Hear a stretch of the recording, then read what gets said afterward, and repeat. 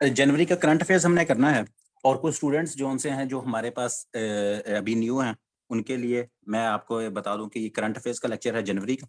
और उसके बाद अभी जनवरी के करंट अफेयर्स हम करेंगे, फिर अब फेब भी क्योंकि ऑलमोस्ट एंड होने वाला है, तो फेब के करंट अफेयर्स भी मैं आपको करवाऊंगा। और ये एक तरह से जो पुराने बैच वाले स्टूडेंट्स हैं उनके लिए तो मेरा उनसे प्रॉमिस था, ये लेक्चर रहता था, तो आप लोगों के लिए डेमो लेक्चर होगा। और जो उनसा है कुछ मेरी अपनी तबीयत का इशू था, वरना ये बैच इस वीक में स्टार्ट हो जाना था। तो 6 बी जो बैच है हमारा पाक सिविल एकेडमी का, वो इंशाल्लाह जो सा है नेक्स्ट वीक से स्टार्ट होगा। और इसमें जो सा है आपकी जो वन पेपर की ये सारी तैयारी होती है वो भी इसमें ही करवाई जाएगी। तो अगर आपको इसके रिलेटेड जो भी इंफॉर्मेशन वगैरह, क्योंकि आपको ये लिंक मैम ने ही शेयर किया होगा, तो आप जो सा बाकी इन्फॉर्मेशन मैम से वो क्या कहते हैं ले सकते हैं। और बाकी कोई इशू, आपका कोई मसला मसाइल या कोई क्वेश्चन होगा, तो वो इंशाल्लाह फिर लेक्चर के बाद मैं आपको एंटरटेन करूंगा। अभी अभी आप लोग अपनी क्या कहते हैं कोई कागज पेंसिल निकालें और लेक्चर को नोट करें, क्योंकि ये करंट अफेयर्स आपको जैसे पता है, खासतौर पे एफपीएससी में तो 20 मार्क्स के आते हैं, पीपीएससी में भी ऑलमोस्ट 5 से 6, कभी 7 8 भी आ जाते हैं। तो करंट अफेयर्स की वैल्यू जो उनसे वो बहुत ज्यादा बढ़ गई। ठीक है। ये करंट अफेयर्स आई थिंक जुलाई से लेकर अभी तक सारे यूट्यूब के ऊपर अवेलेबल हैं। आप पाक सिविल एकेडमी उसके ऊपर चैनल के ऊपर जाएंगे ना, तो जुलाई के मंथ से लेकर ये अभी दिसंबर तक सारे करंट अफेयर्स यूट्यूब के ऊपर अवेलेबल हैं। और बाकी अभी जनवरी और फेब के हम इंशाल्लाह 2 से 3 दिन में कर लेंगे। ठीक है। जी जी। चलें जी, लेक्चर हम अभी स्टार्ट कर लेते हैं, फिर बाकी जो आपके क्वेश्चंस होंगे ना वो इंशाल्लाह हम लेक्चर के बाद फिर मैं आप लोगों को बता दूँ। ठीक है। अच्छा जी। तो जनवरी की अगर हम इस करंट अफेयर्स की बात करें, तो दिसंबर करंट अफेयर्स के हवाले से बड़ा हैवी ईयर था, बड़ा हैवी मंथ था। उसमें काफी सारी इंपॉर्टेंट डेवलपमेंट्स हुई। खास तौर पे हमने ओआईसी को देखा था कि ओआईसी की जैसे पाकिस्तान में मीटिंग हुई, और भी काफी सारे इवेंट्स उसमें हुए। लेकिन अगर हम इसमें बात करें हमारे पास ज्यादा जनवरी में, तो जनवरी में एक तो क्रिकेट के हवाले से कुछ डेवलपमेंट्स हैं, और कुछ जो हैं वन लाइनर्स ही हैं ज्यादातर, जो मैंने आप लोगों के लिए जो इनको आपको भी बताऊंगा कि किस तरह से है वो हिसाब किताब। सबसे पहले अगर मैं स्टार्ट करूं तो एक इंडेक्स आया है। एक इंडेक्स, आपको पता है कि इंडेक्सेस डिफरेंट आते रहते हैं, रिपोर्ट्स आती हैं, उसमें रैंकिंग्स होती हैं, कभी पासपोर्ट की आ गई, अभी ट्रांसपेरेंसी इंटरनेशनल की भी आई है, वो भी आपको लिखवाऊंगा। एक और आया है, उसे कहते हैं जी ग्लोबल इनोवेशन इंडेक्स। उसको क्या कहते हैं? Global innovation index. इसका क्या मतलब है इनोवेशन? इसका मतलब ये है कि कौन सा मुल्क जो सा है वो अपनी इकोनॉमी के अंदर अपने डिफरेंट जो शोबे हैं उसके अंदर, उसमें इनोवेशन वो जिद्दत कितनी लेकर आ रहे हैं। तो उस इंडेक्स की अगर मैं बात करूं, तो उसमें टोटल जो सा है 132 इकोनॉमीज थी, टोटल 132 इकोनॉमीज थी, और पाकिस्तान को उसमें 99th नंबर पर रैंक किया गया। पाकिस्तान के हवाले से ये इंपॉर्टेंट है कि पाकिस्तान की पोजीशन क्या आई, 99th आउट ऑफ 132 कंट्रीज। 132 ममालिक में से पाकिस्तान को क्या रैंक दिया गया। और ये इंडेक्स क्या है? ये आपका इंडेक्स है 2000, ये आपका इंडेक्स क्या है 2021 का इंडेक्स है, 2021 के हवाले से। वो जनवरी में मैंने क्यों इंक्लूड करवाया, क्योंकि बिल्कुल दिसंबर से, कि शायद मैंने लास्ट टाइम ये दिसंबर में वाले में भी आपको बताया होगा, लेकिन ये इंडेक्स कौन सा है? Global innovation index 2021। कि 2021 में पाकिस्तान ने ग्लोबल इनोवेशन इंडेक्स, पाकिस्तान ने 2021 के अंदर अपनी इकोनॉमी के अंदर क्या इनोवेशंस, क्या चेंजिंग लाई, तो पाकिस्तान एक कौन से नंबर पे आया? 99th नंबर पर आया। फिर इसके बाद क्या होता है? फिर ईरान का एक सैटेलाइट है, वो आपको उसका नाम याद होना चाहिए, उसका नाम है सिमोर्ग, SIMORGH। ये क्या है? ये सैटेलाइट है ईरान का, और ये ईरान ने, ये बहुत ज्यादा न्यूज में रहा। तो इसके हवाले से भी आपको पता होना चाहिए, क्योंकि आपको पता है कि ये जो डिफरेंट एयरक्राफ्ट्स हैं, और उसके बाद डिफरेंट सैटेलाइट्स हैं, कभी मिसाइल्स हैं, इनके नाम पूछ लिए जाते हैं। ये भी रिसेंट पेपर्स में भी पूछे हुए थे। तो अगर पूछा जाए कि अभी रिसेंटली एक सैटेलाइट लॉन्च की है सिमोर्ग के नाम से, या सिमोर्ग और इसे इंग्लिश में क्या कहेंगे? Phoenix, Phoenix, Phoenix. तो ये किसने लॉन्च की है सैटेलाइट? ये ईरान ने की है। तो ये भी आपके लिए जो सा है इंपॉर्टेंट है। तो ये तो इंटरनेशनल थोड़ा सा एक इसका भी साथ हो गया।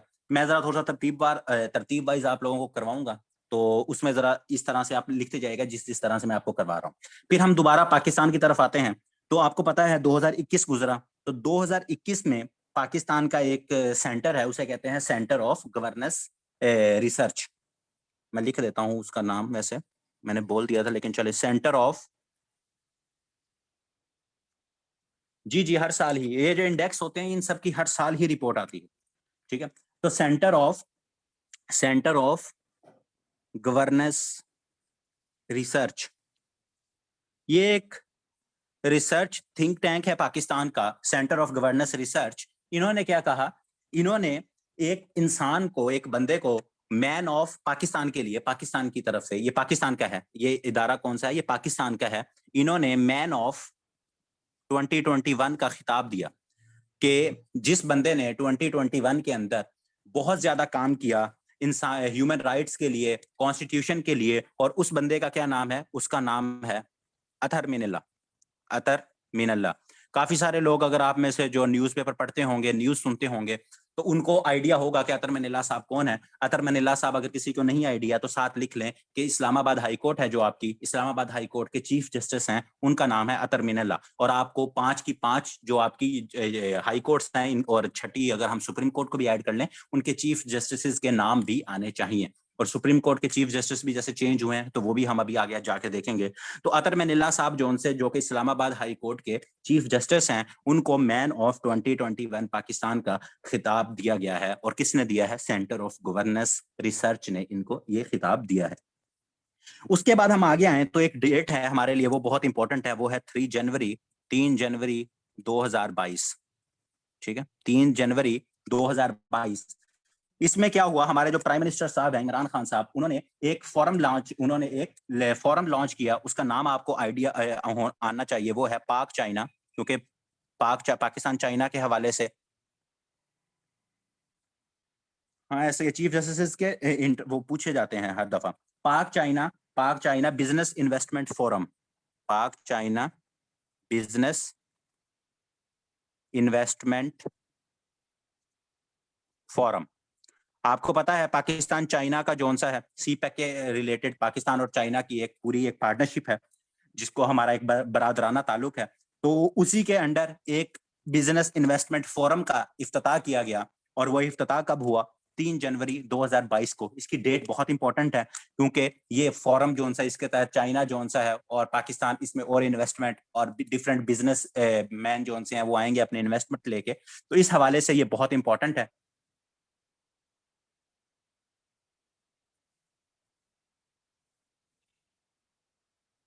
सिमोर्ग मैंने बताया था, सिमोर्ग जोन सी है, वो सैटेलाइट है ईरान की। सिमोर्ग जोन सी है, ये सैटेलाइट है जो कि अभी रिसेंटली दिसंबर के एंड में ईरान ने लॉन्च की है। ये क्या है, ये किसने लॉन्च की है, ये ईरान ने लॉन्च की है। तो ये बस इस हवाले से मैंने, आप लोग इसको याद रखें। ठीक हो गया। अच्छा जी, इसके बाद अगर हम आगे चलें तो एक और, इतनी इंपॉर्टेंट तो नहीं है, लेकिन एग्जामिनेशन पॉइंट ऑफ व्यू से जिस तरह के क्वेश्चन पूछे जा रहे हैं, तो हमें ये इस तरह के क्वेश्चंस भी जहन में रखने चाहिए। और वो क्या है, वो ये है हमारे लिए कि पीआईए ने पहली दफा, पीआईए मैं पूरी आपको लिख देता हूं कि पीआईए स्टार्टेड, यार ना मैं यहाँ जरा थोड़ा सा रुक रहा हूँ, मैं बता देता हूँ आप लोगों को। अभी जो उनसे अगर सब्जेक्ट रिलेटेड या किसी का कोई क्वेश्चन है ना, या वैसे भी कोई क्वेश्चन है, तो दरमियान में ना कोशिश ये करो कि मुझे ना इंटरप्ट ना करो, ताकि अभी सिर्फ आप नोट कर लो। आपको रिकॉर्डिंग भी सबको मिलेगी, हर चीज का जो भी आपका आंसर होगा ना, इंशाल्लाह जैसे ही लेक्चर को मैं वाइंड अप करूंगा ना, तो आपके सबके मैं आंसर, क्योंकि इस तरह फिर मैं बीच में इंटरप्ट होऊंगा और बाकियों को भी ना थोड़ा सा इशू होगा। तो उम्मीद है आप लोग जो उनसे हैं सारे, क्योंकि मेच्योर हैं, और आप लोग ये चीज मेरी समझ जाएंगे। ठीक है, तो मैं इंशाल्लाह एंड में आपके सारे क्वेश्चंस और कोई भी होगा वो मैं आपको बता दूं। ठीक है। अच्छा जी, तो पीआईए जो सा है, पीआईए ने स्टार्ट किया है, क्या स्टार्ट किया है, पीआईए ने डायरेक्ट फ्लाइट स्टार्ट की है। कहां से कहां तक की है, कोयटा से दुबई। पहले कोयटा से दुबई जोन सी है, वो डायरेक्ट फ्लाइट नहीं जाती थी। आपको पता होगा काफी सारों के लोगों के रिश्तेदार जोन से हैं, वो यहाँ से पाकिस्तान से बाहर भी हैं, तो आपको पता होगा कि दुबई से जोन सा है लाहौर आ गई, कराची चली गई। तो इस तरह से ये जो कोयटा है, ये रिसेंटली अभी पीआईए ने स्टार्ट किया है कि कोयटा से डायरेक्ट दुबई जोन सी है वो, अगर पैसेंजर्स जोन से आना जाना चाहें, तो ये जोन सी है, ये उन्होंने स्टार्ट की है। फिर उसके बाद एक रिसेंटली एक रिसर्च आई, उसके अंदर एक फिगर बहुत ज्यादा मीडिया के अंदर कोट हुई, और वो हमारे लिए इंपॉर्टेंट है। वो क्या है, वो है हमारे पास $14 ट्रिलियन। ये साइन आपका डॉलर का, $14 ट्रिलियन। $14 ट्रिलियन ये क्या है, ये $14 ट्रिलियन आप लोग को याद होने चाहिए फिंगर टिप्स के ऊपर। ये एक रिसेंटली एक रिपोर्ट आई है, लीक डॉक्यूमेंट्स कहते हैं, उसके अंदर ये कहा गया है कि यूएस जो सा है, यूएस ने 20 साल की जंग के अंदर, 20 years वॉर, 20 साल जंग के अंदर यूएस ने, यूनाइटेड स्टेट ऑफ अमेरिका ने अपनी 20 साल की जंगों के अंदर $14 ट्रिलियन खर्च किए हैं। तो ये एक बहुत इंपॉर्टेंट करंट अफेयर्स के हवाले से डेवलपमेंट है कि एक इतना बड़ा मुल्क है, इतनी बड़ी सुपर पावर है, उसने क्या किया है, उसने $14 ट्रिलियन जो से हैं वो 20 साल अपनी ये जो उसकी जंगे, 20 साल का क्या मतलब कि 20 साल से अगर हम बात करें तो 2003 से ही, क्योंकि क्या कहते हैं 2001 से ही हम स्टार्ट कर लेते हैं, क्योंकि वहां से ही अफगानिस्तान के अंदर भी जंगे, इराक के अंदर भी जंगे, तो इन टोटल जंगों के अंदर कितना $14 ट्रिलियन उन्होंने खर्च किया है। 2 मिनट रुके, अजान हो जाए फिर हम कंटिन्यू करते हैं। अच्छा जी, तो यूएस ने 20 सालों की जंगों के अंदर कितना $14 ट्रिलियन जो से हैं वो स्पेंड किए हैं। उसके बाद जनवरी का मंथ की अगर हम बात करें तो एक चीज बहुत ज्यादा डोमिनेट की, वो क्या थी, एक सेंट्रल एशियन, आपको मैंने जो मेरे पुराने बैच वाले हैं उनको मैंने ये चीज बताई हुई है कि एक मुल्क है सेंट्रल एशियन, उसका नाम है कजाकिस्तान। कजाकिस्तान, ठीक है। अब कजाकिस्तान बहुत ज्यादा न्यूज में रहा ये मुल्क। तो जब ये मुल्क न्यूज में रहता है तो उसके हवाले से आपसे 3-4 क्वेश्चन है, पेट क्वेश्चंस, वो पूछे जा सकते हैं। जैसे अब वो क्या क्या हो सकते हैं, एक तो उसका कैपिटल, आप सब लोगों को पता होगा कि इसका कैपिटल क्या है जी, नूर सुल्तान। अगर किसी को नहीं पता तो वो लिख सकता है कि कजाकिस्तान का पुराने अभी जो कैपिटल है उसका क्या नाम है, नूर सुल्तान। और उसका क्या कहते हैं पुराना नाम क्या था, क्या कहते हैं, अल्लाह भला करे, अलमाती। और उसके बाद पहले, उससे पहले कैपिटल क्या था, अस्ताना। तो इस तरह से जोन से हैं, इनके रिलेटेड चीजें आपको पता होनी चाहिए। और जो करंट अफेयर्स के हवाले से ये है कि कजाकिस्तान में जो प्रोटेस्ट हुई वो क्यों हुई, वो इसलिए हुई कि वहां जो फ्यूल प्राइसेस थी वो इंक्रीज हो गई, फ्यूल प्राइसेस इंक्रीज हो गई थी। कजाकिस्तान के अंदर प्रोटेस्ट हुई और काफी वायलेंट प्रोटेस्ट हुई। वहां जो उनका जो प्रेसिडेंट साहब है वो एक तरह से डिक्टेटर ही समझे। तो उन्होंने क्या किया, उन्होंने बहुत ज्यादा फिर उनके खिलाफ उन्होंने इवन अपनी फौज को एक मौके के ऊपर ये भी ऑर्डर दे दिया। उनके जो प्रेसिडेंट है उनका नाम कासिम है, चले वो भी आपको लिखवा देता हूँ। उन्होंने एक टाइम पे ये भी ऑर्डर दिया कि अगर कोई प्रोटेस्ट करता बाहर नजर आएगा तो शूट एट साइट का ऑर्डर दे दिया कि जहां आपको कोई प्रोटेस्टर नजर आएगा, फौज को कहा कि आप उन पर गोली भी चला सकते हैं।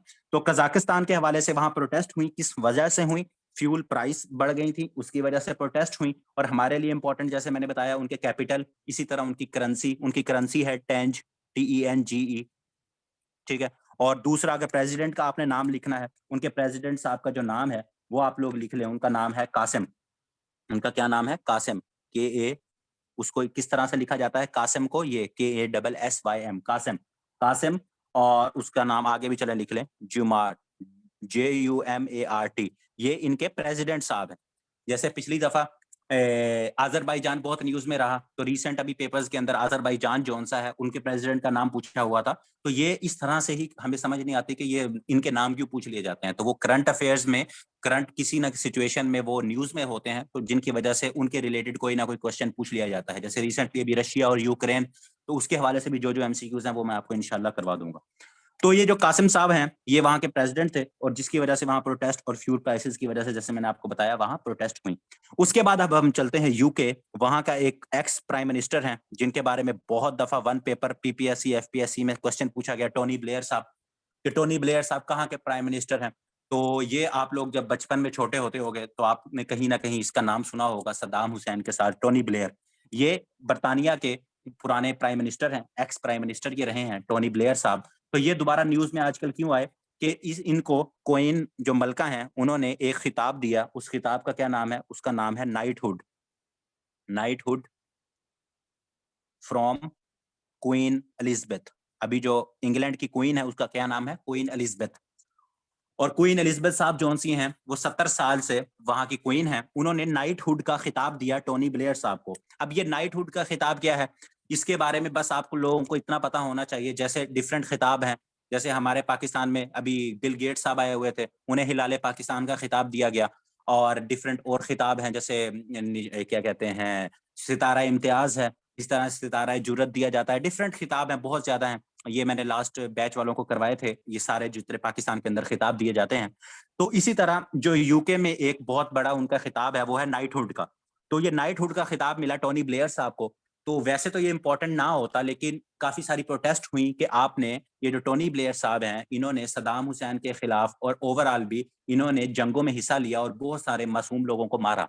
तो उन वजह से ये टोनी ब्लेयर साहब नाइटहुड अवार्ड के हकदार नहीं बनते। तो काफी ज्यादा प्रोटेस्ट हुई और ये न्यूज में भी रहा। तो इस वजह से ये भी आपको करंट अफेयर्स के हवाले से इंपॉर्टेंट है। तो अगर पूछ लिया जाए कि इस अभी करंट कौन से ऐसे prime minister, ex prime minister हैं जिनको क्वीन की तरफ से नाइटहुड का अवार्ड दिया गया है, तो वो टोनी ब्लेयर साहब हैं, जो कि प्राइम मिनिस्टर बन रहे हैं किसके, बर्तानिया के। और अभी प्राइम मिनिस्टर बर्तानिया के आप लोगों को पता होगा बोरिस जॉनसन साहब है, और वो भी आजकल बहुत न्यूज में रहे हैं, लिख लीजिएगा। प्राइम मिनिस्टर अभी उनका क्या नाम है, बोरिस जॉनसन। ठीक है, कंजर्वेटिव पार्टी है उनकी, कंजर्वेटिव पार्टी। वहां दो पार्टीज हैं, कंजर्वेटिव और एक लेबर पार्टी। तो इनका कहां से ताल्लुक है, इनका ताल्लुक है कंजर्वेटिव पार्टी से। नाइटहुड मैंने बताया टोनी ब्लेयर साहब जोन से हैं। टोनी ब्लेयर साहब को क्वीन की तरफ से एक अवार्ड मिला है, उस अवार्ड का क्या नाम है, नाइटहुड। या इस तरह से भी क्वेश्चन फ्रेम हो सकता है कि नाइटहुड जोन सा है वो कौन से मुल्क में या किसकी तरफ से दिया जाता है। तो किसी तरह से भी आपको क्वेश्चन पूछा जाए तो आपको आइडिया होना चाहिए कि क्वीन जोन सी है ये नाइटहुड का अवार्ड देती है। और रिसेंटली अभी किसको मिला है, वो टोनी ब्लेयर साहब को मिला है, जो कि एक्स प्राइम मिनिस्टर हैं बर्तानिया के। और अभी करंट प्राइम मिनिस्टर कौन है, करंट प्राइम मिनिस्टर या जिसको क्या कहा जाता है, इनकम्बेंट। इनकम्बेंट काफी दफा पेपर में पूछा जाता है, who is the incumbent prime minister of this that country. तो स्टूडेंट्स इसमें कंफ्यूज हो जाते हैं। तो इनकम्बेंट का क्या मतलब होता है, मौजूदा, मौजूदा प्राइम मिनिस्टर, मौजूदा। तो अभी यूके में, क्योंकि ये भी न्यूज में रहे हैं बोरिस जॉनसन साहब, इनका एक स्कैंडल आया पार्टी गेट जिसे कहा जाता है, पार्टी गेट।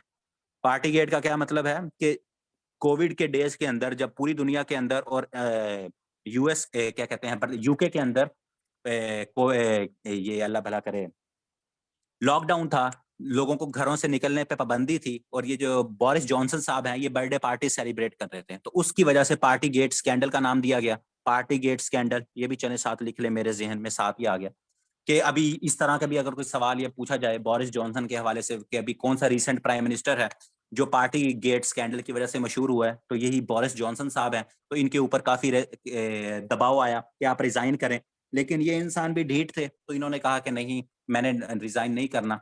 क्योंकि लोगों का प्रेशर ये था कि आप लोगों ने हमें घर में बंद किया, हमें लॉकडाउन किया, हमें कहा कि बीमारी बहुत खतरनाक है, आप बाहर नहीं निकल सकते, और आप खुद जोन से हैं अपने कोलीग्स के साथ पार्टीज कर रहे थे। तो इस वजह से ये बोरिस जॉनसन साहब भी आप बहुत ज्यादा न्यूज में रहे, तो आप लोगों को ये भी इंपॉर्टेंट है। उसके बाद पाकिस्तान के हवाले से एक दोबारा एक फोरम है, उसे कहते हैं G77। बाकी हमने बहुत ज्यादा फोरम्स जो आपके ग्रुप्स हैं, G7 है, D8 है, और बाकी आपके G10 डिफरेंट आपके डिफरेंट छोटे छोटे ये ग्रुप्स बने हुए हैं, उनको हमने डिटेल में देखा है।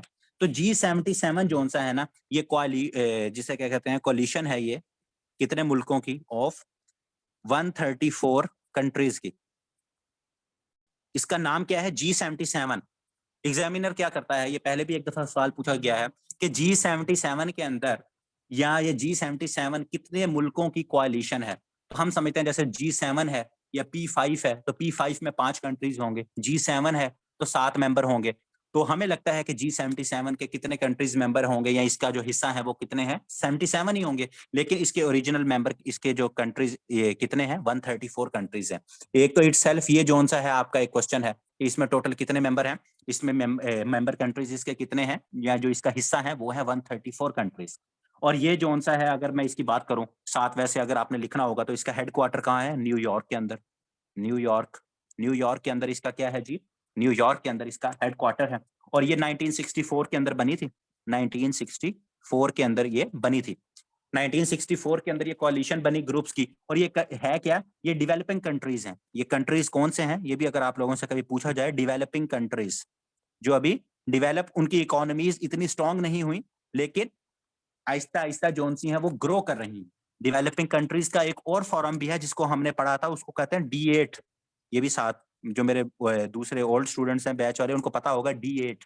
ये भी सवाल ओल्ड है, रिपीटेड क्वेश्चन है कि D8 फॉरम जो सा है वो कौन से मुल्कों का एक फोरम है। डेवलप्ड कंट्रीज जो कि फुल डेवलप्ड हो चुके हैं, या डेवलपिंग कंट्रीज जो अभी डेवलप हो रहे हैं। तो एक D8 है डेवलपिंग कंट्रीज का फोरम, और दूसरा G77 जो सा है, ये किसका फोरम है? ये भी डेवलपिंग कंट्रीज का फोरम है। और ये सारी चीजें जो मैंने इतनी इसके बारे में आपको बताई हैं, ये बताने का मकसद क्या है? ये बताने का मकसद ये है कि अभी इसकी जो चेयरमैनशिप है, वो कौन से मुल्क के पास गई है? तो वो इंपॉर्टेंट है, वो है आपका और हमारा मुल्क पाकिस्तान। अगर पूछा जाए कि G77 का चेयरमैन कौन है, या इसके अगर मैं इसको आगे से रिमूव करके यहाँ लिख दूं, जिस तरह आपसे अगर स्टेटमेंट जो आप लोगों से पूछी जाएगी, वो पूछी जाएगी कि who is the current chair of G77। तो अभी 2022 जनवरी 2022 के अंदर किस मुल्क को इसकी चेयरमैनशिप दी गई है, या चेयर दी गई है? सिंपल चेयर भी लिखा आपको मिलेगा काफी सारी जगहों पर। तो वो कौन सा मुल्क है? वो पाकिस्तान है। अब पाकिस्तान इस फोरम का चेयरमैन बना है, प्रेसिडेंट बना है, इसकी सरबराही करेगा।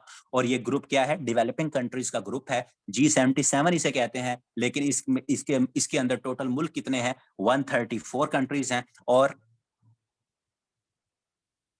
134 कंट्रीज हैं। और इसका हेडक्वार्टर जो सा है वो कहाँ है? वो न्यूयॉर्क के अंदर है। और 1964 के अंदर ये कोalition जो सी है, ये ग्रुप जो सा है डेवलपिंग कंट्रीज का, ये बना था कि जो डेवलपिंग कंट्रीज की जो मुश्किलात हैं, जो मसले मसाइल होते हैं, हम इसको डिस्कस कर सकें।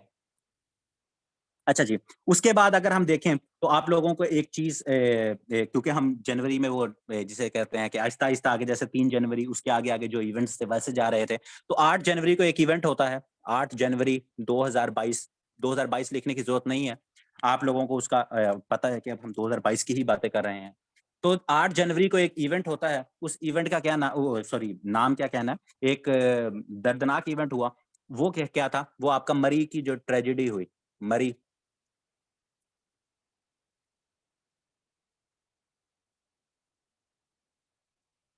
मरी ट्रेजिडी, उल्टा लिख दिया मैंने, ट्रेजिडी। मरी का जो सान्या हुआ, इसकी इटसेल्फ अगर डेट अगर मैं कहूं तो इतनी इंपॉर्टेंट नहीं है। इसकी इटसेल्फ इंपॉर्टेंस इतनी डेट की नहीं है, लेकिन काफी न्यूज में रहा, तो आपको फिर भी करंट एक इंपॉर्टेंट वो इवेंट है, तो आपको इसका आइडिया होना चाहिए कि 8 जनवरी को मरी का सान्या हुआ, जिसमें ऑफिशियली तो 14 के करीब लोग जो से हैं, वो कार्बन मोनोऑक्साइड पॉइजनिंग की वजह से उनकी जान चली गई।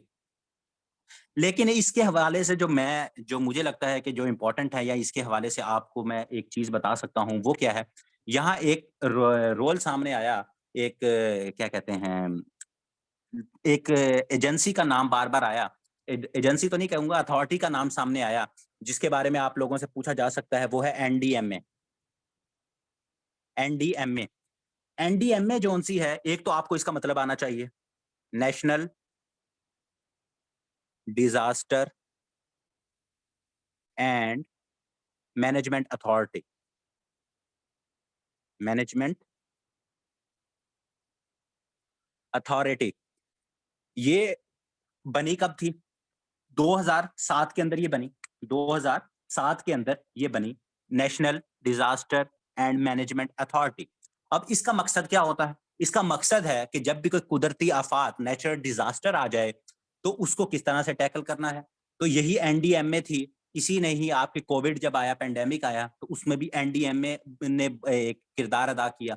तो अभी जब मरी ट्रेजेडी हुई, मरी सानहा हुआ, तो उसमें भी जब लोगों ने तनकीद की, तो एनडीएमए के ऊपर की। एनडीएमए के ऊपर तनकीद की कि ये एक इदारा बनाया था हमने 2007 के अंदर, इसका एक काम था, इसने कुछ एसओपीज बनाने थे, इस और वो काम सही तरह नहीं किया, तो जिसकी वजह से मरी ट्रेजेडी के साथ आपको एनडीएमए इंपॉर्टेंट है, ये होना चाहिए। और दूसरा सबसे ज्यादा इंपॉर्टेंट जोन सा है, वो है एनडीएमए के चेयरमैन साहब। एनडीएमए के चेयरमैन का नाम आप लोगों को बहुत इंपॉर्टेंट है, ये आना चाहिए। ये लास्ट भी अभी रिपीटेड क्वेश्चन है, अभी भी 2021 का जो पेपर है रिसेंटली नवंबर दिसंबर में हुआ, उसके अंदर भी पूछा गया था। अब दोबारा ये एक मरी ट्रेजेडी के बाद दोबारा एनडीएमए का नाम बार बार आ रहा है, तो ये भी आप लोगों से पूछा जाएगा। वो है एक जनरल साहब है, उनका नाम है जनरल अख्तर अख्तर नवाज सत्ती। जनरल अख्तर नवाज सत्ती। ये मैंने जून या जो अगस्त या जुलाई के मैंने जब करंट अफेयर्स करवाए थे, मैंने उसके अंदर ये बताया था, एनडीएमए के चेयरमैन। लेकिन अभी जो है दोबारा इसी तरह आपके करंट अफेयर्स रिपीट किए जाते हैं। तो जनरल अख्तर नवाज सत्ती साहब जो से वो क्या है, और ये एनडीएम में इनके ही अंडर आती है। उसके बाद अगर हम बात करें, उसके बाद इसी के अंदर एक आपका जौन सा है, मैं अगर बात करूं तो टीटीपी आपकी जौन सी है, टीटीपी। टीटीपी का क्या मतलब है? तहरीक तालिबान पाकिस्तान। तहरीक तालिबान पाकिस्तान। कभी कभी पूछ लिया जाता है कब बनी थी, ये भी 2007 के अंदर ही बनी थी, लिख लीजिएगा साथ। टीटीपी तहरीक तालिबान पाकिस्तान कब बनी थी? 2007 के अंदर बनी थी। तो इसका जौन सा है अगर मैं बात करूं तो इनके एक स्पोक्स पर्सन होते थे पिछले जमाने में, उनका नाम है मोहम्मद खुरासानी। खुरासानी। इनको क्या किया गया? इनको किल्ड। और कहाँ मारा गया? इनको मारा गया नंगरहार प्रोविंस है, नंगरहार प्रोविंस, कहाँ? अफगानिस्तान के अंदर। तो ये काफी ज्यादा न्यूज में रहा। और न्यूज में किस वजह से रहा? इस वजह से रहा कि पाक फौज, हमारे पाक फौज ने तो नहीं, ऑफिशियली फौज की तरफ से तो नहीं, नामालूम अफराद का आया कि कोई अननोन लोग थे, उन्होंने अफगानिस्तान का ये प्रोविंस है नंगरहार प्रोविंस, वहां जाकर ये मोहम्मद खुरासानी जो कि एक्स स्पोक्स पर्सन रहे हैं टीटीपी के, उनको उनको जौन सा है वो कत्ल कर दिया, उनको मार दिया। तो जब उनको मारा गया तो ये काफी न्यूज में रहे। पहले टीटीपी ने इनकी तरदीद की और उसके बाद आखिरकार इसकी तस्दीक, और ये काफी हाई प्रोफाइल बंदा था मोहम्मद खुरासानी, तो इसका भी आप लोगों को नाम पता होना चाहिए। और हम टीटीपी की बात कर रहे हैं तो एक साथ एक चीज लिख लीजिएगा ताकि आप लोगों को पहले तो मैंने ये बताया हुआ है लेकिन दोबारा रिपीट हो जाएगा, मैं उर्दू में लिख देता हूँ। नूर वली महसूद। ये नूर वली महसूद कौन है? ये टीटीपी जो तहरीक तालिबान पाकिस्तान जो कि एक टेररिस्ट ग्रुप है, ये उसका सरबराह है। पाकिस्तान, ये जो टीटीपी है तहरीक तालिबान पाकिस्तान, इसके सरबराह का नाम क्या है? नूर वली महसूद। नूर वली महसूद जोन सा है इसका करंट अभी सरबराह है, जो कि ये पाकिस्तान के अंदर जितनी दहशतगर्द कार्रवाइयां होती हैं उनको जब टीटीपी जोन से है वो ही उसकी जिम्मेदारी कबूल करती है, तो उसका जो सरबराह है, हम टीटीपी की बात कर रहे हैं, तो इसी के साथ आपको ये भी एक आपका एक एमसीक्यूज है जो कि आपको पता होना चाहिए कि नूर वली महसूद कौन है। नूर वली महसूद तहरीक तालिबान पाकिस्तान जोन सा है उसका सरबराह है। यहाँ तक क्लियर है चीजें? यहाँ तक तो नहीं किसी को कोई मसला?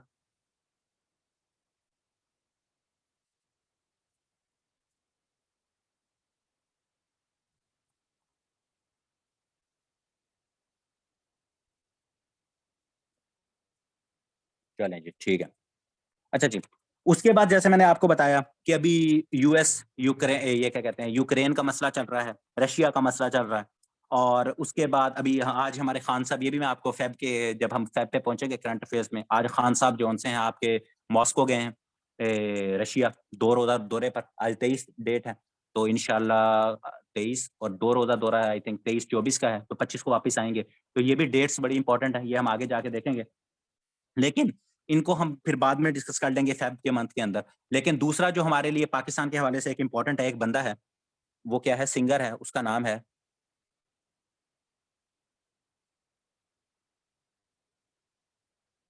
G77 की 1 ईयर, 1 ईयर। उसका नाम है जी शहजाद रॉय। अब शहजाद राय कौन है? ये सिंगर है। शहजाद राय हम सबको पता है कि शहजाद राय कौन है, एक सिंगर है। हमारे लिए इंपॉर्टेंट क्यों है कि अभी रिसेंटली पाकिस्तान की गवर्नमेंट की तरफ से इनको एम्बेसडर बनाया गया है, इनको ब्रांड एम्बेसडर बनाया गया है। किस चीज के लिए, वो मैं आपको बताता हूँ। इनको brand ambassador of population family planning,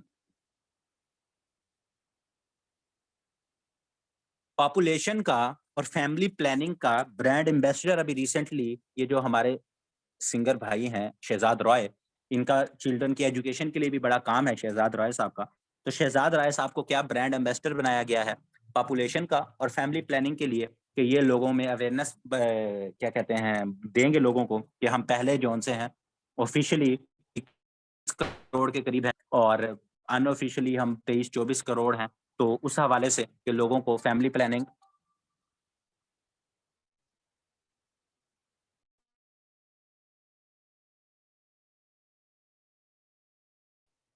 अच्छा जी, तो फैमिली प्लानिंग के जो एम्बेसडर हैं वो कौन बने हैं? वो शहजाद राय साहब जो कि एक सिंगर हैं, उनको फैमिली प्लानिंग का एम्बेसडर और पॉपुलेशन कंट्रोल के लिए उनको बनाया गया है। उसके बाद अगर हम इसी की बात कर रहे हैं, साथ जैसे पहले हम दूसरी बात कर रहे थे, वो साथ एक और चीज़ लिख लें कि अभी जनवरी के मंथ के अंदर हमारे जो प्लानिंग मिनिस्टर हैं, असद उमर साहब, उन्होंने बताया कि पाकिस्तान ने 100 मिलियन पीपल को पार्शियली वैक्सीनेट कर दिया है। और ये बहुत बड़ी अचीवमेंट है जिसको WHO ने भी, जो कि वर्ल्ड हेल्थ ऑर्गेनाइजेशन है, उसने भी अप्रिशिएट किया है। ये मैंने लास्ट टाइम भी आपको लिखवाया था कि 46% दिसंबर के अंदर शायद मैंने लिखवाया था कि 46% पाकिस्तान की पॉपुलेशन जो सी है उसको वैक्सीनेट कर दिया गया है।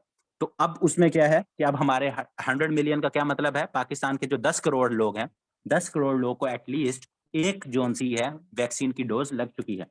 तो ये भी वैक्सीन, अब कोई ऐसा पेपर नहीं मैं देख रहा जिसके अंदर कोविड-19 वैक्सीनेशन के हवाले से कोई ना कोई सवाल जो है वो ना पूछा जाए, तो इस हवाले से भी आपको सारी इन्फॉर्मेशन होनी चाहिए।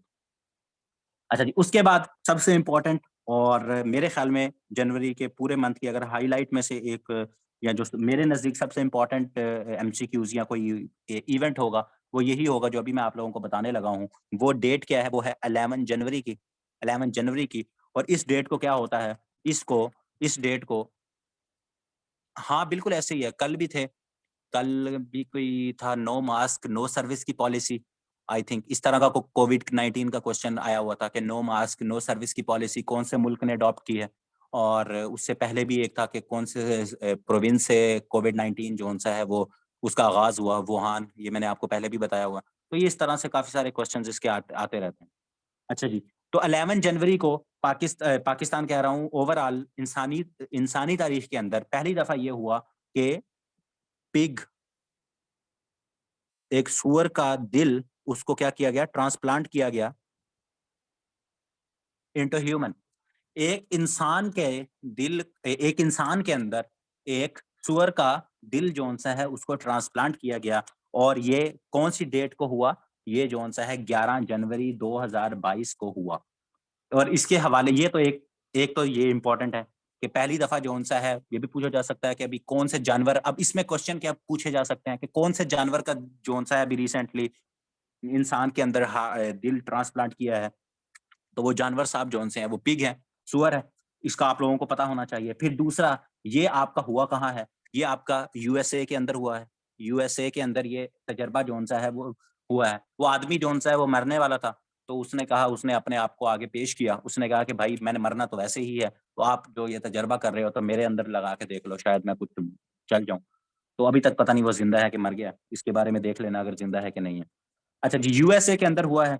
यूनिवर्सिटी कौन-सी है? यूनिवर्सिटी ऑफ मैरीलैंड है। यूनिवर्सिटी ऑफ मैरीलैंड, ये भी इम्पोर्टेंट है। मैरीलैंड मेडिकल सेंटर, पूरा नाम चले लिख लें, मेडिकल सेंटर, यूएसए के अंदर है। उनकी एक रियासत है बाल्टीमोर, ठीक है? बाल्टीमोर। तो बाल्टीमोर जौन-सी है उनकी रियासत है, उसके अंदर ये एक क्या कहते हैं मेडिकल सेंटर है, जिसके अंदर ये 11 जनवरी को पिग हार्ट ट्रांसप्लांट हुआ। और दूसरा जो बंदा था, उसका नाम उसको क्या कहेंगे? उसे कहेंगे, उसने रिसीव किया तो उसे कहेंगे रिसिपिएंट। उस बंदे ने ये हार्ट जौन-सा है वो अपने अपने जिस्म के अंदर लगवाया, तो वो इसका रिसिपिएंट हो गया। उसका क्या नाम है? उसका नाम भी इम्पोर्टेंट वैसे तो नहीं है, लेकिन चलें लिख लें। उसका नाम है डेविड रेनेट, RENNET, रेनेट।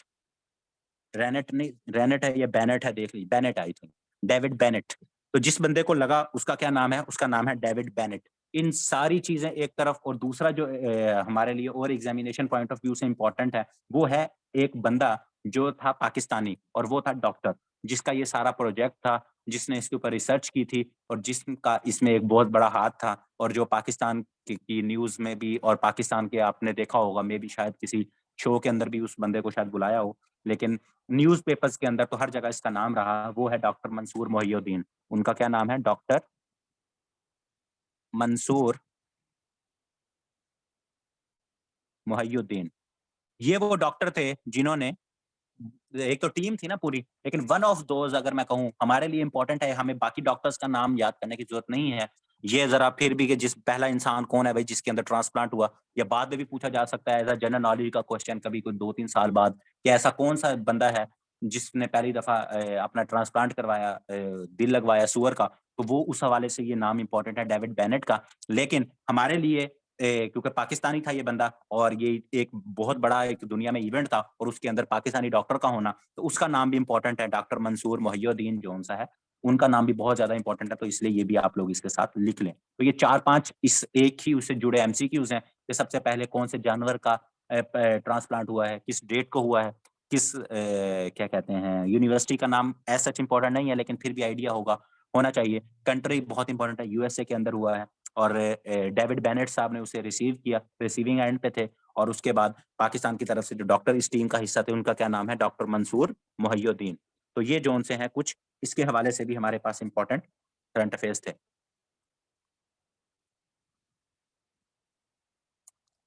थक गए हैं? अभी तो क्लास स्टार्ट हुई है, इतनी जल्दी थक गए हैं क्या?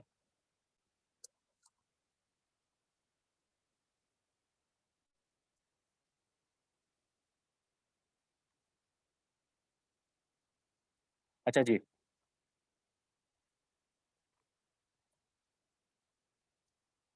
हाँ, ये पुराने स्टूडेंट्स को पता है कब तक चलेगी। नहीं नहीं, ज्यादा नहीं चलेगी, अभी थोड़ा सा, बस थोड़ा सा पढ़ लो अभी फोन से। अच्छा। अच्छा, 2021 खत्म हुआ तो 2022 आ गया। ठीक है, 2020 खत्म हुआ 2022 आ गया, कितनी अच्छी बात है ये। हाँ ये भी है। अच्छा चलो, तो अब हमारे पास एक डाटा आया 2021 का, 2021 का एक डाटा आया। और ये क्या है, वो डाटा क्या आया कि मोस्ट डाउनलोडेड एप्स इन पाकिस्तान। ये जो एप्लीकेशंस आप यूज करते हो ना 2021 के अंदर,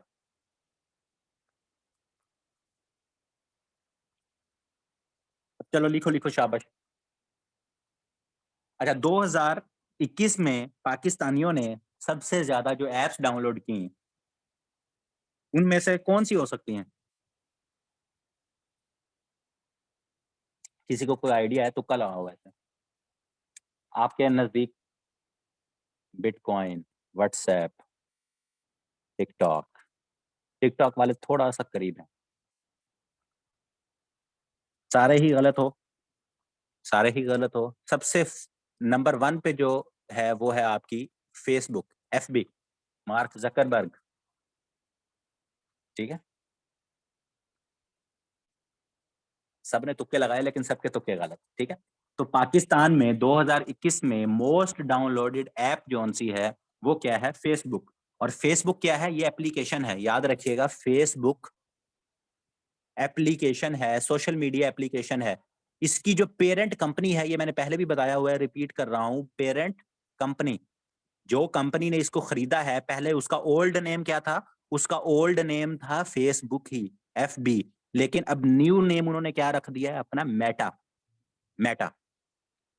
ये दो, ये इसमें कंफ्यूज नहीं हो जाना। फेस आप कहो कि सर फेसबुक क्या हो गया, फेसबुक तो वैसे ही लिखा आता है, आप कैसे कह सकते हैं कि मेटा है?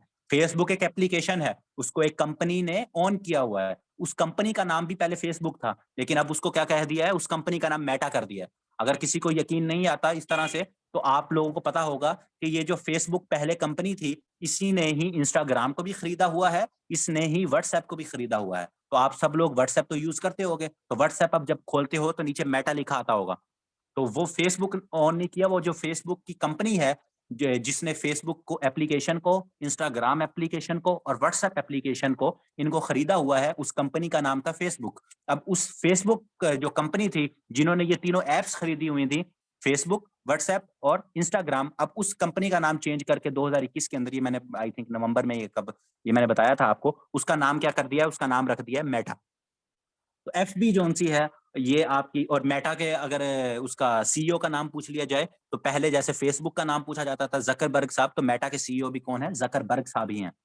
तो फेसबुक सबसे ज्यादा मोस्ट डाउनलोडेड आपकी ऐप रही है पाकिस्तान के अंदर। सेकंड, अब जो आप लोग तुक्के लगा रहे थे सेकंड और थर्ड, वो सही है। सेकंड नंबर पे स्नैक वीडियो, स्नैक वीडियो।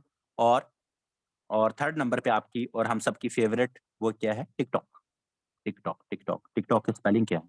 हाँ, टिकटॉक, ठीक है। टिकटॉक और स्नैक वीडियो, ये आपकी सेकंड मोस्ट क्या कहते हैं, आपकी डाउनलोडेड ऐप क्या है? Snack video. और टिकटॉक जोन सी है ये third most downloaded app in Pakistan in 2021, ये जोन सी है। लेकिन सबसे मोस्ट डाउनलोडेड ऐप जोन सी है वो क्या है? वो अभी तक फेसबुक ही है, ठीक है।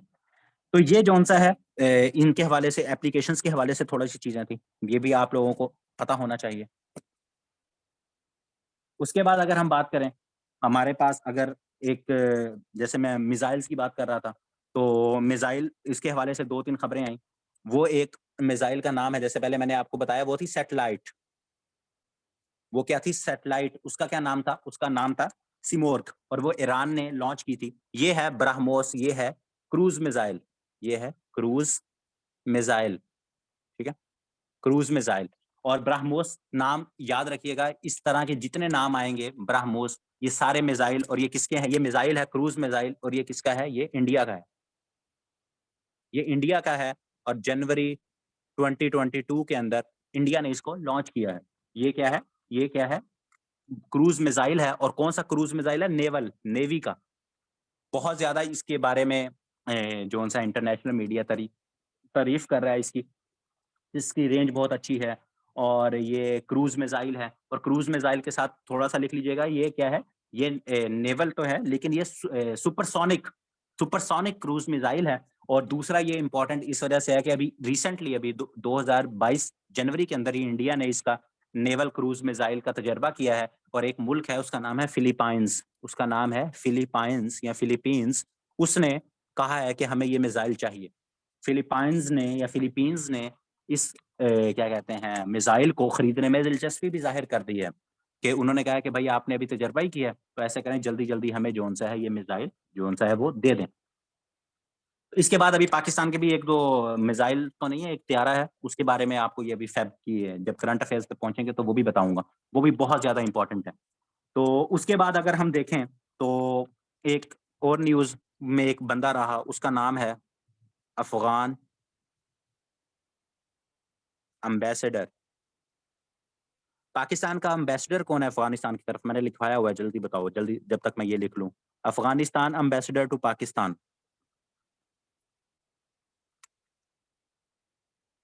सरदार अहमद शाकिब, सादिक, सादिक, मोहम्मद सादिक। अच्छा जी, और कोई?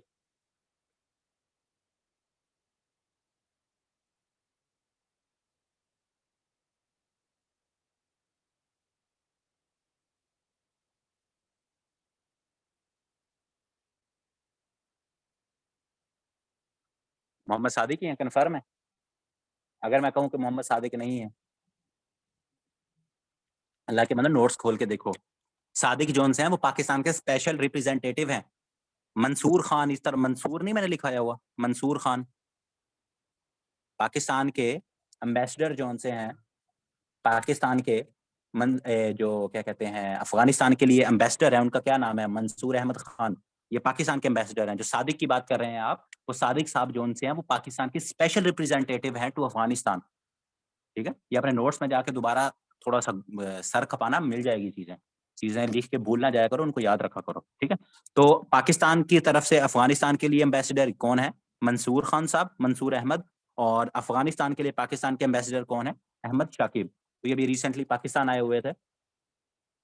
वो खालिद मंसूर हैं, वो खालिद मंसूर हैं, खालिद मंसूर सी पैक के चेयरमैन। ये भी मैंने लिखाया हुआ है, वो डिफरेंट है, खालिद मंसूर साहब डिफरेंट हैं। अनवर मंसूर, ये सॉरी, मंसूर अहमद खान डिफरेंट है, ठीक है। वो सी पैक वाले डिफरेंट है, और ये डिफरेंट है। इसी तरह पहले आपके अटॉर्नी जनरल भी होते थे, उनका नाम भी मंसूर होता था।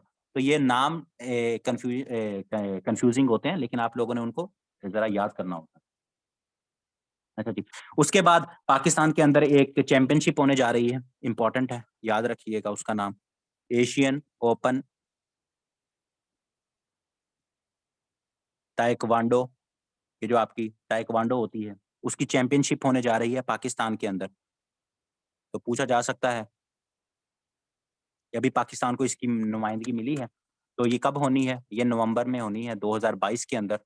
तो पूछा जा सकता है और कहाँ होनी है, जैसे मैंने बताया पाकिस्तान के अंदर, कि ताइक्वांडो या एशियन ओपन ताइक्वांडो जो सी है 2022 के अंदर, उसका होस्ट मुल्क कौन सा होगा? तो इस तरह से जब भी कोई सवाल या पूछा जाए कि 2022 का होस्ट एशियन ताइक्वांडो चैंपियनशिप का कौन होगा, तो आप लोगों को आइडिया होना चाहिए कि उसका होस्ट कौन होगा, पाकिस्तान होगा। ठीक है, तो पाकिस्तान जो सा है एशियन ओपन ताइक्वांडो चैंपियनशिप को होस्ट करेगा। तो ये पाकिस्तान के रिलेटेड 3-4 चीजें थी। पाकिस्तान के लिए एम्बेसडर मैंने बता दिए, पाकिस्तान के एम्बेसडर बता दिए वहाँ। उसके बाद पाकिस्तान के रिलेटेड एक और चीज जो हमने याद रखनी है, वो एक इंडेक्स, जैसे हमने पहले इनोवेशन इंडेक्स किया है, इसी तरह एक इंडेक्स आता है, उसका नाम है Henley passport index. Passport index, Henley passport index क्या आया है? 2021 का आया है, क्योंकि अभी तो 2000 क्या कहते हैं 22 तो अभी स्टार्ट हुआ है ना। तो 2021 का ये जो इंडेक्स आया है ना, हेनले पासपोर्ट इंडेक्स, इसके अंदर थर्ड कंसेक्टिव ईयर, मतलब थर्ड, मैं यहाँ लिख देता हूँ, four third consecutive year Pakistan ranks, Pakistan ranks लिखने से अच्छा क्या लिखे, Pakistan passport ranks fourth worst passport in the world. तीसरे कंसेक्यूटिव साल, मतलब 2020 से पहले, 2021 से पहले 20 और 2019, इन तीनों सालों में पाकिस्तान के पासपोर्ट को दुनिया का चौथा बदतरीन पासपोर्ट कहा गया है। पाकिस्तान के पासपोर्ट की वैल्यू दुनिया के चौथे जोन, तो इसके पाकिस्तान से नीचे कौन से हैं? सिर्फ 3 मुल्क हैं सबसे बदतरीन मुल्क पासपोर्ट के हवाले से, 3 मुल्क, उसके बाद चौथे नंबर पे पाकिस्तान। और ये तीसरा कंसेक्यूटिव साल है 2019, 2020 और 2021। ठीक हो गया, जिनमें क्या कहा गया है उन्होंने कि पाकिस्तान का जो सा पासपोर्ट है वो फोर्थ वर्स्ट पासपोर्ट है, फोर्थ वर्स्ट पासपोर्ट है। और अगर मैं पोजीशन की बात करूं तो ये पाकिस्तान की 108th पोजीशन बनती है। और ये भी पूछ लें कि हेनले पासपोर्ट इंडेक्स के अंदर पाकिस्तान की पोजीशन क्या है 2021 के अंदर, तो एक 108th पोजीशन बनती है पाकिस्तान की। और अगर मैं सबसे, जिसे कहते हैं कि सबसे हाईएस्ट रैंक जिसको किया गया है पासपोर्ट को, ये भी आपका ओल्ड क्वेश्चन है, बार बार पूछा जाता है, तो 2 मुल्क हैं, याद रखिएगा, Japan plus Singapore. Japan plus Singapore zone से हैं, ये दोनों मुश्तरका तौर पे पहले नंबर पर आए हैं, इनकी फर्स्ट रैंकिंग है। और वर्स्ट जोन सा है वो क्या है? वो आपका अफगानिस्तान है। वर्स्ट जोन सा है अफगानिस्तान है, उसके बाद जोन सा है आपका सीरिया भी है, इस तरह वो सोमालिया वगैरह वो आ जाते हैं कंट्रीज। लेकिन वर्स्ट आपको पता होना चाहिए, वर्स्ट आपका क्या है? अफगानिस्तान। अफगानिस्तान। और सबसे, जिसकी पासपोर्ट की सबसे ज्यादा वैल्यू है, या जिसने सबसे हाईली रैंक किया है एनली पासपोर्ट इंडेक्स 2021 ने, और जापान और सिंगापुर, ये दोनों मुश्तरका तौर पर फर्स्ट नंबर पोजीशन पे हैं। और वर्स्ट की बात करें तो वर्स्ट जोन सा है वो आपका अफगानिस्तान जोन सा है, वो वर्स्ट पासपोर्ट जोन सा है, उसके रेंज के अंदर आया है। तो यहाँ तक क्लियर है चीजें?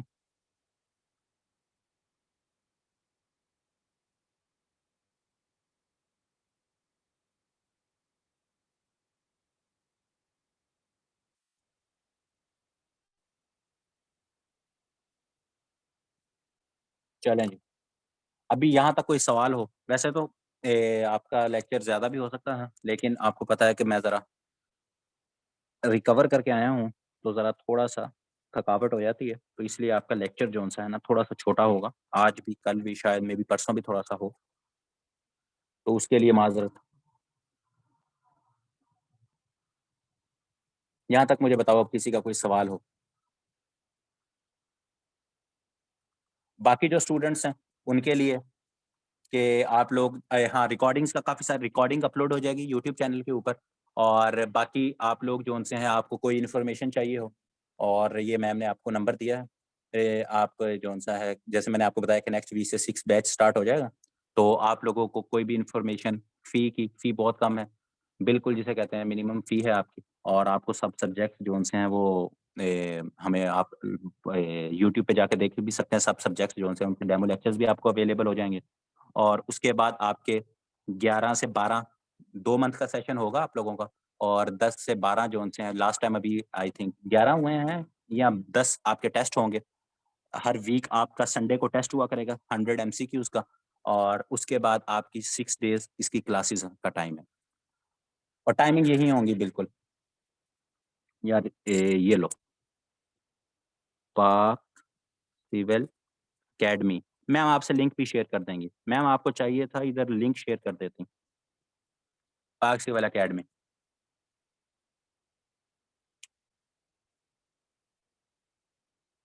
CSS ऐसे की तैयारी करना चाहे तो उसकी मैं ये जौन सी आपकी तैयारी होगी मैं यहाँ लिख भी देता हूँ। ये आपकी वन पेपर। अब वन पेपर के हवाले से कोई मुझे कह रहा था कि सर वन आप इंस्पेक्टर FIA या वन पेपर का याद रखिएगा। वन पेपर के अंदर आपके FIA, आपकी PPSC, आपकी FPSC, इसके जितने अभी जैसे आपका IB का पेपर आना है, ठीक है। वन पेपर का मकसद ये होता है कि आपके जितने पेपर हैं, जैसे अभी इंस्पेक्टर का आज हुआ है, इंस्पेक्टर इनलैंड रेवेन्यू का, सब्जेक्ट स्पेशलिस्ट पेपर जो उनसे वो नहीं, जैसे कोई कहे सर लेक्चरर की तैयारी करवा दें इंग्लिश की, उनकी बात नहीं कर रहा। वन पेपर जो जनरल पोस्ट होती हैं आपकी, जितनी भी 9 स्केल की भी होती हैं, आपकी 14 की आती हैं, 15, 16, 17 की, वन पेपर के हवाले से उन सब की जो सी है ये तैयारी।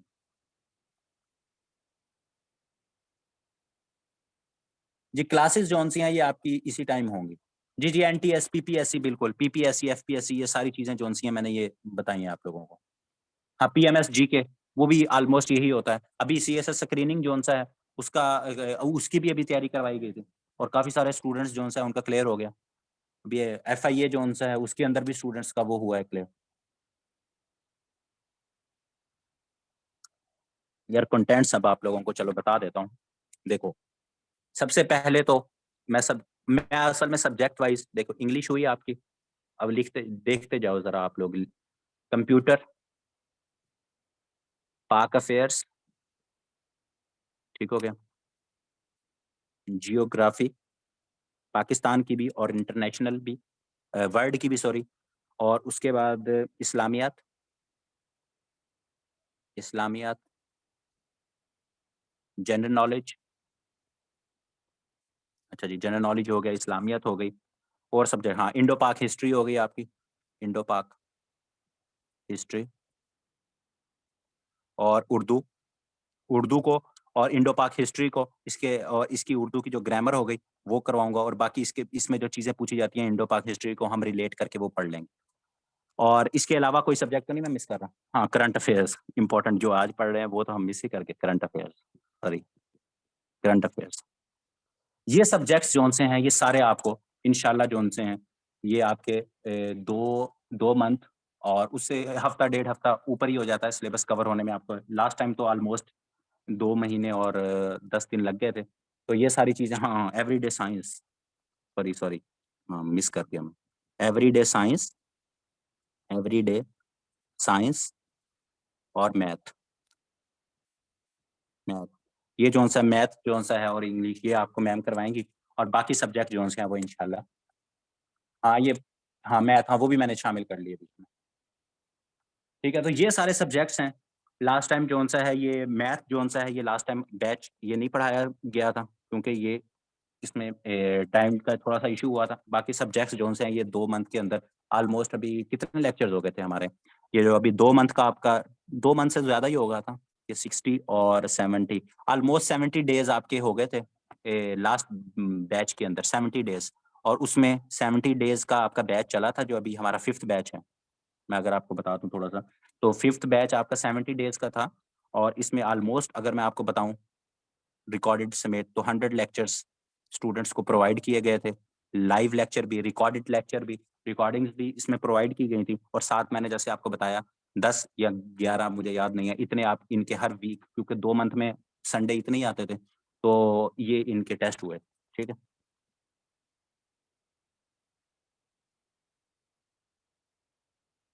बुक्स का फायदा नहीं है, जो मर्जी पढ़ लो यार, कारवान की पढ़ लो, इतनी बुक्स हैं, वो आपने जो पढ़नी है वो आप बुक्स जिसने पढ़नी है वो पढ़ ले, मैं तो बुक्स नहीं रिकमेंड करता। लेक्चर्स हैं, आपको नोट्स आप खुद अपने बनाओगे, आप लोगों के अपने वो जो चीज़ें होंगी। तो बाकी अगर किसी ने बुक से पढ़नी है तो वो आप लोग, फिर आपको पता तो है हर बुक्स जो उनकी इतनी अवेलेबल है, आप जहाँ से मर्जी पढ़ सकते हैं। नहीं, क्लास टाइम जो सा है वो 7:30 से लेकर 9:30 होगा आपका। 7:30 to 9:30। 7:30। 1.5 घंटे की क्लास तो मस्ट है। कभी 1.25 घंटे की, मोस्टली क्लासेस जो सी हैं वो 1.25 घंटे की हैं, लेकिन कभी कभी 2 घंटे की क्लास भी हो सकती है आप।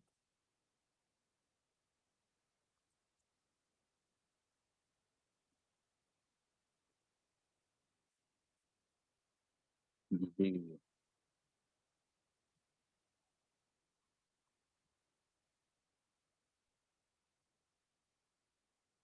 ये नंबर है मैम का, आप इससे मैम से कांटेक्ट कर सकते हैं। 0304 4061 830।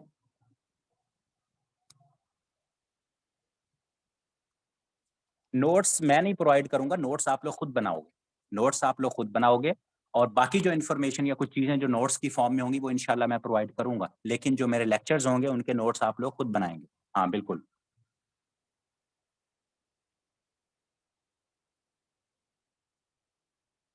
इसका मुझे आइडिया नहीं है। इसके अलावा किसी का कोई सवाल हो तो वो आप लोग मुझसे पूछ सकते हैं। मैम आप लिंक शेयर कर दें काइंडली उसका।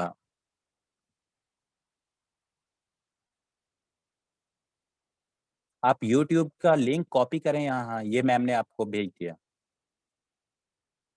ये यूट्यूब लिंक आपको मिल गया है। बाकी आप मैम से कांटेक्ट करेंगे तो मैम आपको बाकी जो चीज़ें उसमें है वो प्रोवाइड कर दें। किसी का कोई सवाल है? जजाकल्ला जजाकल्ला। 70 डेज। 70 डेज का आपका बैच होगा। 2 मंथ से थोड़ा सा ऊपर हो जाता है क्योंकि चीज़ें बीच में छुट्टियां भी कभी हो जाती हैं। 70 डेज का आपका ऑलमोस्ट ये बैच होगा।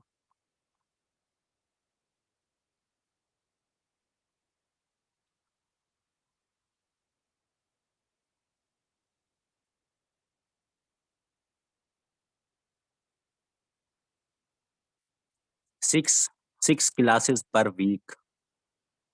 6 क्लासेस पर वीक। ठीक है।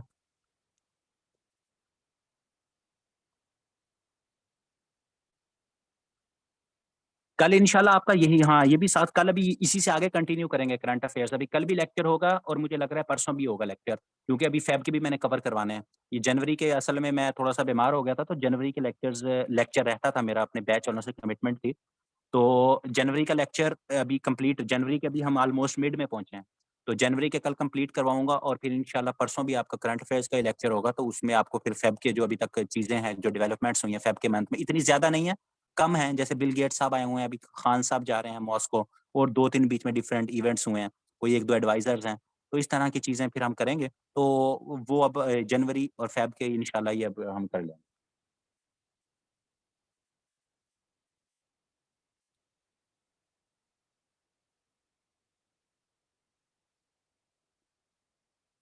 नहीं, सैटरडे तक नहीं, इंशाल्लाह कल और परसों। कल क्या है, जुमेरात और फ्राइडे, फ्राइडे तक इंशाल्लाह आपके करंट अफेयर्स कंप्लीट मैं कर लूंगा। उसके बाद आई थिंक आपके इंग्लिश का डेमो है। तो ठीक है फिर इंशाल्लाह।